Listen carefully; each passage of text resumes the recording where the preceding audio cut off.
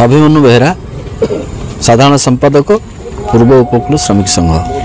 700 रु ऊर्ध्व श्रमिक पूर्व उपकूल श्रमिक संघ सहित सहबंधित हेले विभिन्न यूनियन मानक सहित सामिल होला परे से मानकर जो दुख दैन्यता से लाघव कर पारि नाहंती तेणु से आम संगठन प्रति आम नेतृत्व प्रति भरोसा करी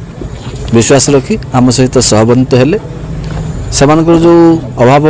रही असुविधा रही सेमानकर जो दरमा पाउछंती जहाँकि सेमानकर परिवार पोषण करने सफिशिएंट होउनी तेणु से संपर्क में मध्य आमे आज गोटे दाबीपत्र मैनेजमेंट को देइछु एवं आमर विश्वास रही जे वर्तमान जो परिवर्तनशील चिंताधारा समस्तंकर होइछि से परिवर्तन चिंताधारा भितर पीपीएल मैनेजमेंट निश्चित भाव में ताकू विचार करियो बोली आम आशावादी रहीछु एठी अवहेला हवा पाई विभिन्न श्रमिक संगठन माने जतिक दायी नेता माने दायी एवं श्रमिक माने मध्य केतेंगास से दायी अछंती एठी नेतृत्वर अभाव होइछि एवं श्रमिक मानकर एकतार अभाव देइछि सेतिपई बोध हुए किछि आज श्रमिक माने ए दुरवस्था भितर अछंती यदि समस्त श्रमिक भाई माने एकत्रित हेबे श्रृंखला रखिबे ताले सेमानकर दुरवस्था निश्चय दूर हबो आमे मना को आमे शिल्प संस्था को विरोध करनु आमे चाहूछु पीपीएल रे प्रोडक्शन हो अधिक वृद्धि हो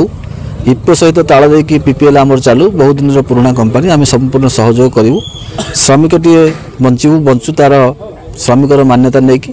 एवं शिल्प मध्य बढ़ू आम शिल्प को संपूर्ण भाव में सहयोग करने संगे संगे श्रमिक मानक समस्या को किभली भाव में आलोचना माध्यम संवैधानिक प्रणाली माध्यम दूरीभूत हो पार से चेष्टा करेंगे मैनेजमेंट दृष्टि आकर्षण करेंगे। प्रकाश त्रिपाठी सभापति पूर्व उपकूल श्रमिक संघ आज पीपीएल परिसर हनुमान मंदिर पाखे गोटे साधारण सभा आयोजित होता पीपीएल रे काम कर 700 ऊर्ध्व श्रमिक आम संघरे सामिल हेले सेटा सभा होता तेणु आज जो 700 रु ऊर्ध्व कर्मचारी आम संगे आज मिसिले आशा आकांक्षा मिशिंट निश्चिंत भाव में जमी आम समस्त पारादीप शिल्पांचल में श्रमिकों काम करुचु श्रमिकों सुविधा काम करुचु यही वार्ता आज पीपीएल श्रमिकों पाखे पहुँचला बोली से सब यूनियन छाड़ी आम पाक आस निश्चिंत आमर संकल्प आम निश्चिंत दुख दुर्दशा सामिल हो चार्टर ऑफ डिमांड आज दिखाई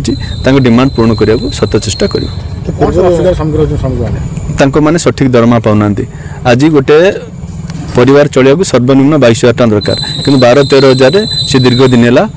कार्य कर जोठिक ये पाखे गोटे सार कारखाना होची आमर इफको रे जो कर्मचारी 65 जगह दरना पाँच ये 20-22 हजार कम करा पड़ू तेणु आगामी दिन में आम निश्चिंत भाव में पीपीएल कर्तृपक्ष आलोचना करी आलोचना माध्यम आम निश्चिंत भाव में श्रमिकों दरमा बढ़े बोली आम निश्चिंत भाव संकल्प नेचु किंतु गोटे दुखर कथा मुझे आपण गणमाध्यम द्वारा पीपीएल कर्तृपक्ष को अनुरोध करी गणमाध्यम चतुर्थ स्तंभ तांकर कंठरोध न करा जाओ तेणु गणमाध्यम काम करने दि जाऊ आज आपण मानक भितर को प्रवेश करने जो दिगला से दुखित और आउ थे अनुरोध कर पीपीएल कर्तृपक्ष को गणमाध्यम कंठरोध न करा जाओ।